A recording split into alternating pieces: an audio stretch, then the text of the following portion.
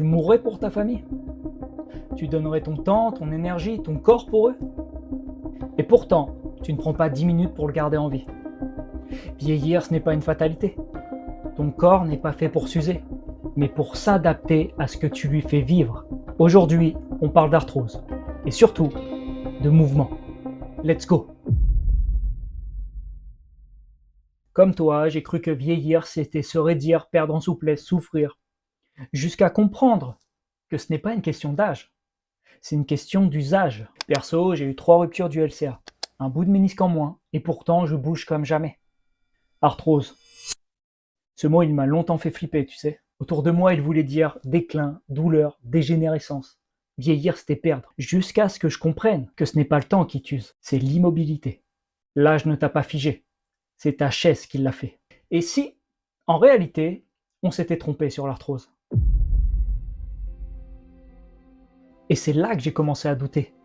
Parce que si tout ça venait vraiment du temps, alors pourquoi l'arthrose touche majoritairement les hanches, les genoux, les épaules, mais rarement les chevilles? Pourtant, les chevilles portent tout ton poids, chaque pas, chaque saut, chaque impact. Et elles tiennent. Peut-être qu'on s'est trompé. L'arthrose, ce n'est pas une fatalité, c'est juste une question de mouvement, de diversité de mouvement. Pour rappel, l'arthrose, c'est l'érosion du cartilage entre les os. Pendant longtemps, on a cru que la douleur venait de là. Du frottement, de la compression, du temps. Mais c'est faux. Le cartilage sain n'est pas innervé, donc il ne sent pas la douleur. Ce qu'on ressent, c'est l'inflammation autour. Et les os, ils ne se touchent pas, ils sont suspendus, enveloppés et reliés dans une véritable toile vivante. Le fascia. C'est lui qui s'adapte à ce que tu lui fais vivre. Et quand cette toile se fige, tout se crispe. Ce n'est pas le cartilage qui fait mal, c'est le fascia qui étouffe. Et pour détendre un fascia crispé, il faut bouger. Bouger avec diversité, avec fluidité. Nos tissus, notre fascia s'adaptent à ce qu'on leur demande le plus. Et dans la vie moderne, on leur demande surtout de rester assis. Laisse-moi te montrer ça. En moyenne, tu dors 7 à 8 heures par nuit.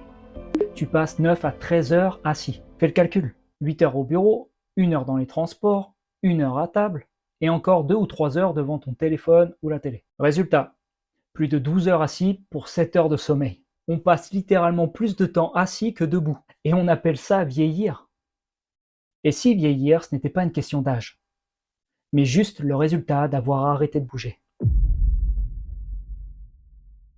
La force, c'est un outil. La mobilité, c'est la liberté.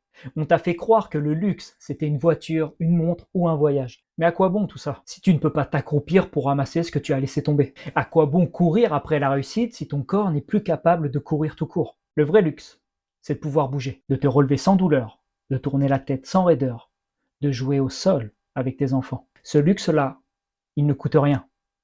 Quelques minutes, c'est tout ce qu'il te faut. Mais il demande autre chose, de la régularité et du plaisir. Parce que ton corps, lui, n'a jamais cessé de vouloir bouger. Il n'y a pas de bouton on-off sur ton corps, c'est toi qui l'as mis en pause. Alors recommence, doucement, sans chercher la performance. Cherche la qualité, la fluidité. Chaque mouvement, aussi simple soit-il, est une promesse de longévité. Et à partir du moment où tu bouges pour toi, tu bouges aussi pour ceux que tu aimes. Alors concrètement, comment on fait? Commence par une chose, bouger, pas plus, mieux. Reviens au sol. Le sol n'est pas un obstacle.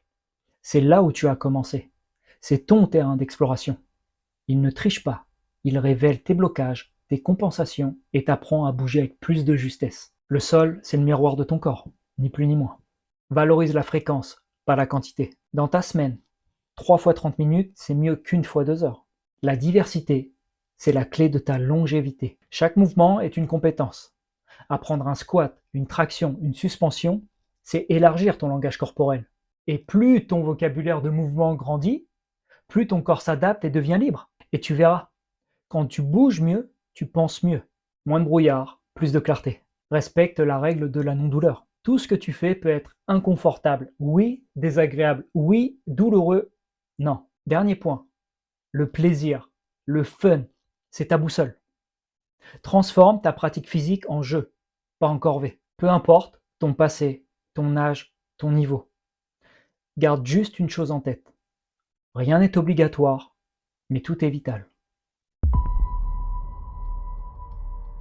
Ce que je t'ai partagé, c'est ma vision de la santé. Une vision que j'applique chaque jour à moi-même et à toutes les personnes curieuses d'apprendre à mieux bouger. Si tu veux savoir par où commencer, fais simple. Commence ici avec la routine Soft Flow, une routine modulable, accessible, pour remettre du mouvement dans ton quotidien.